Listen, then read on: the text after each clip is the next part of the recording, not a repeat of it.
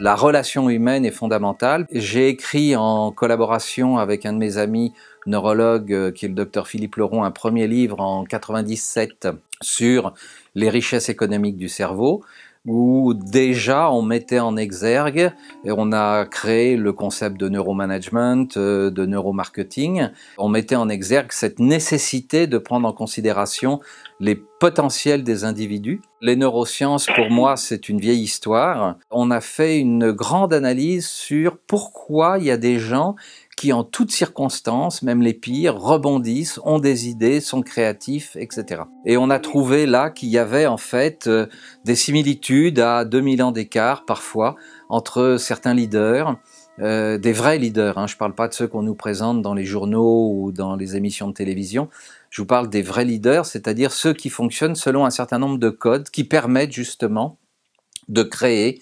d'améliorer, de comprendre, d'écouter les signaux faibles, de comprendre les signaux forts, de récupérer ce qu'on appelle aujourd'hui de la data, c'est-à-dire de l'information à 360 degrés, et puis d'avoir ces potentialités au niveau psychoneurologique, de traiter tout ça dans son cerveau, et ça donne des idées, ça donne des pistes, ça donne des idées de produits, de services, etc. Et même l'intelligence artificielle n'arrivera pas à remplacer un certain nombre de choses, notamment le point de base qui est la créativité. Le développement des potentiels de tout le monde est important, et parfois le technicien de surface qui passe dans les bureaux le soir, il voit des choses et ça lui donne parfois des idées, mais il n'est jamais écouté. Alors, je vous parle un peu en caricature. Les potentiels humains, ce qu'on appelle aujourd'hui l'intelligence collective et la créativité, sont des clés de redémarrage après la crise qu'on vient de connaître, parce qu'en plus, il y a un trauma social, il y a un trauma économique. Pour faire face à ce trauma social et ce trauma économique par rapport à ce qu'on vient de vivre, on doit absolument manager la résilience. Donc je peux vous renvoyer sur tous les écrits de Boris Cyrulnik, qui est vraiment le père fondateur de cette notion, de ce concept de résilience. Et il ne peut pas y avoir de résilience sans créativité. C'est-à-dire, et la créativité, c'est pas le fait de faire des choses géniales, c'est le fait parfois de changer un détail, de changer une habitude.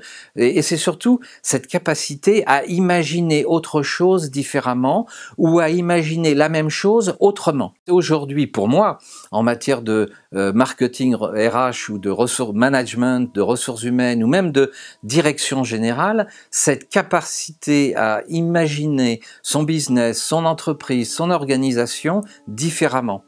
Et puis, je rencontre des gens qui me disent « oui, mais comment, je sais pas, etc. » Alors ça passe par un certain nombre de formation, transformation, évolution au niveau du mental, parce qu'en fait, aujourd'hui, si on veut que les entreprises redémarrent dans la confiance, avec ceux qui ont peur, ceux qui n'ont pas peur, ceux qui se moquent des autres, si on veut redémarrer une dynamique économique, donc il est nécessaire d'accompagner les gens sans transformer l'entreprise en centre de psychothérapie. Et j'ai donc identifié les éléments à mettre en place dans les entreprises pour pouvoir recréer cette créativité, mettre en place, manager la résilience avec des personnes qui connaissent à la fois l'entreprise et qui connaissent à la fois la nature humaine. C'est-à-dire qu'il n'y en a pas beaucoup en fait en finale. Donc moi je fais le pont entre les deux de façon à donner aux entreprises le meilleur des deux mondes pour pouvoir réussir dans ce que j'appelle le nouveau monde. D'ailleurs j'ai écrit un livre en 2015. À l'époque, on me prenait un peu pour quelqu'un qui avait fumé la moquette, en disant on va face à un chaos et il faut immédiatement changer les codes de fonctionnement. En fait, c'était pas une intuition, c'est qu'il y avait des faits tangibles et que je travaillais avec des cabinets en études de tendance et qu'il y avait des évidences qui nous apparaissaient. Donc maintenant, on fait quoi? Il y a des possibilités pour... Le cerveau est plastique. Le cerveau a cette capacité à créer des nouveaux circuits, à nous permettre de changer des habitudes et de créer des nouvelles connexions. En plus, on produit des neurones jusqu'à la dernière minute de notre existence. Donc on a la possibilité de rebondir, de rentrer en résilience, de recréer des choses, de faire les choses différemment. Mais pour ça, ça passe par 3 éléments fondamentaux qui régissent l'univers, le monde entier, le corps de chaque personne. C'est ce que j'appelle aujourd'hui les data, les flux et les interactions. Alors les data, c'est de l'information. C'est-à-dire plus on est curieux, plus on est ouvert aux autres, plus d'abord on va un peu se libérer de son stress, mais aussi on va pouvoir capter de l'information dans des tas de domaines qui ne sont pas forcément les nôtres, et c'est ça qui va nous enrichir. C'est ça qui va permettre à notre cerveau de travailler et de trouver des solutions. Et puis les flux et les interactions, c'est-à-dire qu'on va créer des flux avec les autres, qui sont encadrés par des valeurs. Et c'est ce que j'ai découvert aussi dans mes recherches, c'est qu'une valeur humaniste, en fait, ça se mesure. Parce qu'une valeur humaniste, eh bien, c'est un comportement, et si vous avez le bon comportement par rapport à votre objectif, c'est que votre valeur correspond aussi aux valeurs attendues par le monde extérieur, par votre marché, par vos clients, par les consommateurs. Et si vous n'êtes pas dans cette dynamique-là, c'est ce que j'appelle aussi créer du lien avec les autres, mais un lien encadré par des valeurs qui permettent de créer cette dynamique et de créer cet échange, donc ce que j'appelle les interactions. Et si on manage bien les trois, et pour bien manager les trois, on passe à un échelon supérieur qu'il est nécessaire de mettre en place dans les entreprises, ce sont la culture, les valeurs et la clé du système qu'on a trouvé chez tous les grands leaders, qui ne sont pas forcément des gens connus, hein. Y a des leaders qui managent des équipes et qui sont totalement inconnus. Il y a des leaders qui n'ont aucun charisme, parce que charisme et leadership sont deux choses complètement différentes.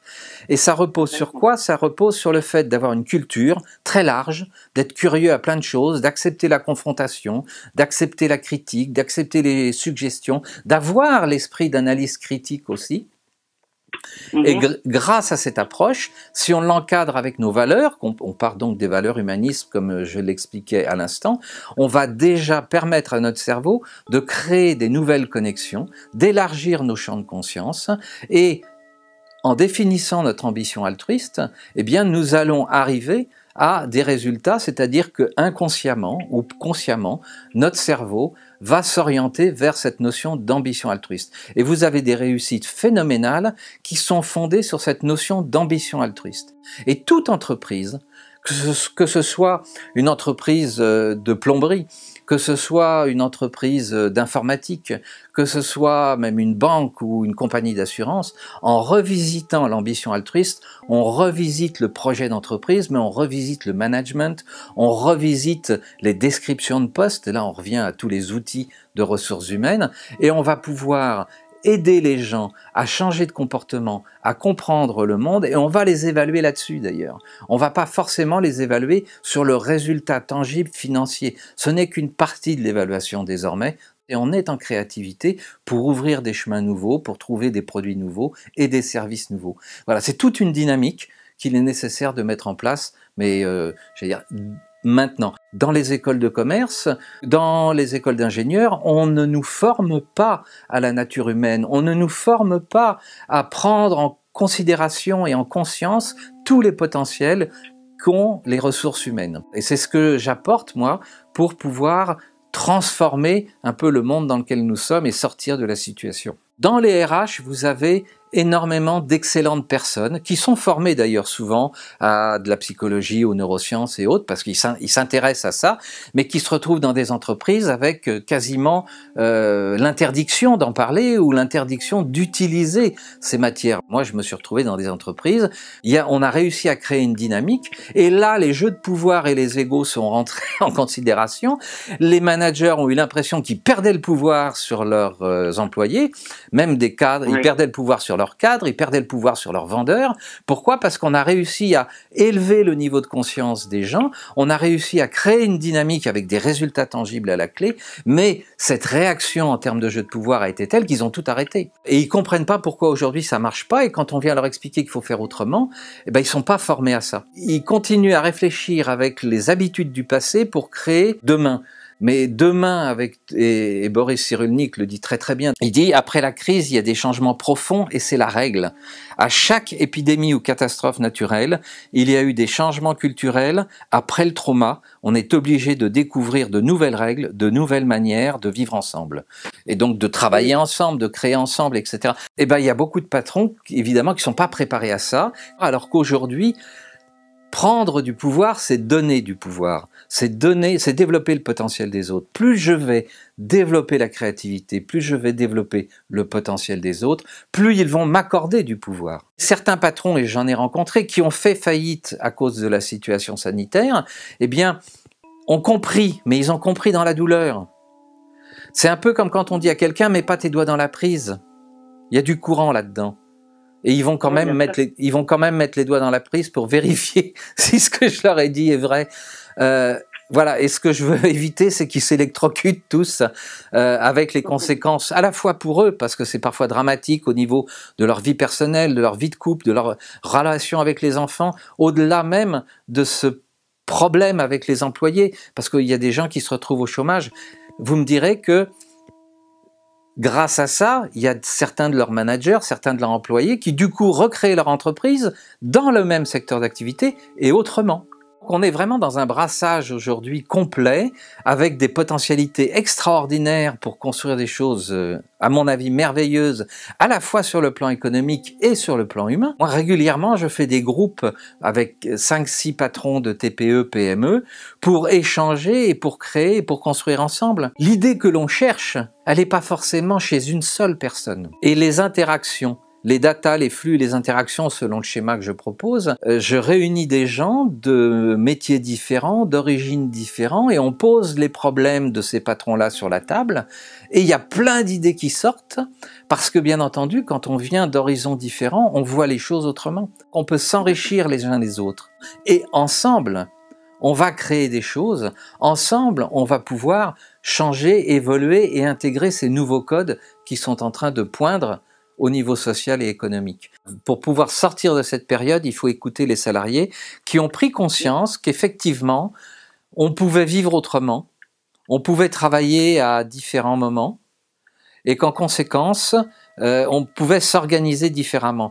Les salariés de l'intérieur voient très bien qu'on peut s'organiser autrement. Faisons-leur confiance.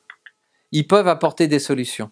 Le niveau d'intelligence des employés, des collaborateurs, est nettement supérieur à ce que croient les patrons. Et il va y avoir encore une période extrêmement difficile, parce que quand on change de code, quand on quand on veut changer d'état d'esprit, c'est pas simple. Quand on veut changer les habitudes, c'est pas simple. Donc cette période, en fait, il y a des gens pour vous accompagner. Il y a des gens pour vous expliquer ce qui est en train de changer, parce qu'on a des données, hein. On a, avec tous les réseaux sociaux d'engagement, toutes les analyses qui sont faites, on a vraiment des données extrêmement claires sur ce qui est en train d'arriver. Et donc, on sait dans quelle direction, quel type de comportement, quel type de valeur il faut afficher, comment, j'allais dire, gagner des parts de marché. Surtout, moi, je suis assez optimiste avec tous ceux qui vont réagir et qui vont accepter ce discours optimiste de dire « chouette, il y a du changement ». Chouette, eh ben, peut-être qu'on repart à zéro autrement, différemment. Ça peut nous donner une opportunité extraordinaire de compétitionner avec des monstres qui existent à l'heure actuelle, mais qui mettront tellement de temps à changer et à comprendre qu'ils peuvent disparaître. Et c'est un peu ce que j'appelle la mort du diplodocus. Ils sont tellement gros, tellement lourds, tellement inactifs, tellement parfois prétentieux, dédaigneux, sûrs d'eux dans leur façon de faire. Peut-être ils verront pas arriver le petit qui va leur bouffer des parts de marché.